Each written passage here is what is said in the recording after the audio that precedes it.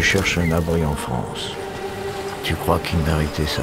Les fils de fer barbelés dressés pour laisser mourir de faim, de froid, de maladie, frappés, humiliés. Régalez-vous. Il y avait bien quelques gestes. Tenez, c'est pour vous.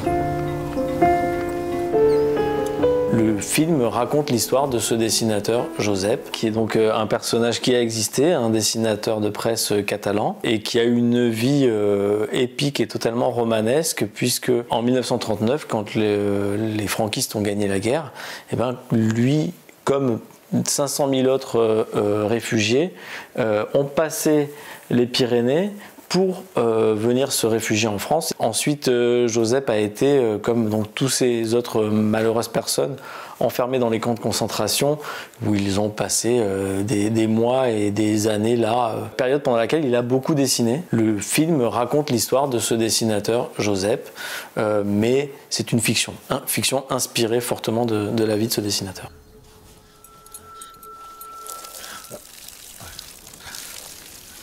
Si t'as envie, le bleu, faut pas te gêner. Et si t'as pas envie, force-toi. Je suis dessinateur de presse comme l'était également Josep. J'ai fait plusieurs incursions dans le milieu de la BD, mais les premières vraies BD que j'ai fait qui ont vraiment marché, c'était sur des thématiques journalistiques. Et depuis lors, j'ai fait que ça en fait. Et j'ai fait appel à la bande dessinée, comme aujourd'hui je fais une incursion dans le cinéma, parce que c'est un moyen d'expression qui permet de raconter autre chose.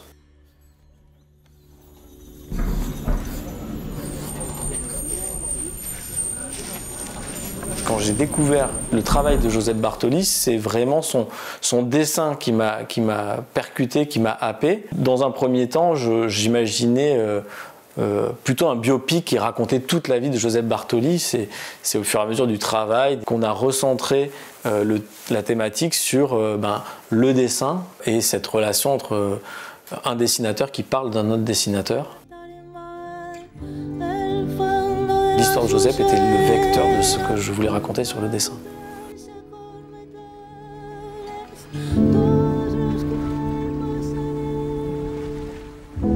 On raconte l'histoire de Josep Bartoli à travers la mémoire d'un vieil homme qui a été l'ami de Josep Bartoli et qui était un gendarme dans les camps. Cette construction en flashback m'a permis de pousser la réflexion sur comment utiliser au mieux le dessin, et le dessin seul et presque, j'allais dire, pur, sans obligatoirement passer par de l'animation telle qu'on la connaît, qui décompose tous les mouvements.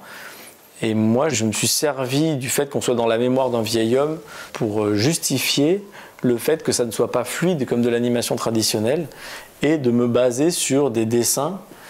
Et ce fameux dessin de presse qui se doit, par rapidité d'exécution et de lecture, de résumer en un seul dessin, en un seul jet, toute une action et tout un mouvement. Dans les camps, il n'avait pas beaucoup de matériel et accès à beaucoup de papier notamment, donc il dessinait sur du papier ligné de correspondance. Donc je me suis servi de cet artifice pour identifier clairement que quand c'est un dessin qui apparaît en plus en noir et blanc, pas en couleur, juste au trait, sur un papier ligné, c'est des dessins de Josep Bartoli. Pots dormir aquí aquesta nit, Josep? Ja estaràs més calent. No, Mercès. De què tens por? Dels pols o de la temptació? De tots Presque dos. dès la lecture du scénario, j'avais des idées de voix de certains personnages. Et j'ai eu la chance que ça fonctionne assez bien, en fait, que quand j'appelle ou quand on rentre en contact avec ces acteurs-là, eh ben, ils soient motivés par le projet, intéressés et qu'ils répondent présents très très tôt. Ça a été le cas pour François Morel, qui a un rôle à contre-emploi total d'un salaud fini. Avec tu fricotes avec les nègres? Quoi? Quel mal il y a? Quel mal il y a! En tant que colonisés, ils sont français comme toi et moi, non? Bruno Solo, qui aussi a répondu présent très très vite. Et Sergi Lopez, il a l'immense avantage d'avoir cette triple culture qui est la culture catalane, castillane et française, et de pouvoir passer d'une langue à l'autre sans aucun problème. Josep, c'était un personnage un catalan en exil, et je pense que Sergi pouvait vraiment porter ça, et il le prouve à chaque moment du film.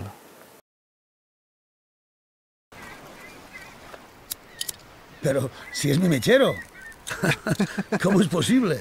Ese cerdo francés. Me lo encontré en Perpiñán y me lo devolvió. No tendría que habértelo robado. ¿Te lo devolvió así, por las buenas? Sí, bueno, espero que le guste la sopita, porque no podrá comer otra cosa durante una temporada. Le label Cannes 2020, c'était une formidable surprise. Et à titre plus personnel, c'est une validation des choix de réalisation qui sont assez particuliers et une validation du fait que le cinéma peut être un média qui permet une nouvelle dimension au dessin, d'insuffler de la vie au dessin. C'était un pari, mais qui a été validé artistiquement par le Festival de Cannes et on peut guère espérer meilleure validation, quoi.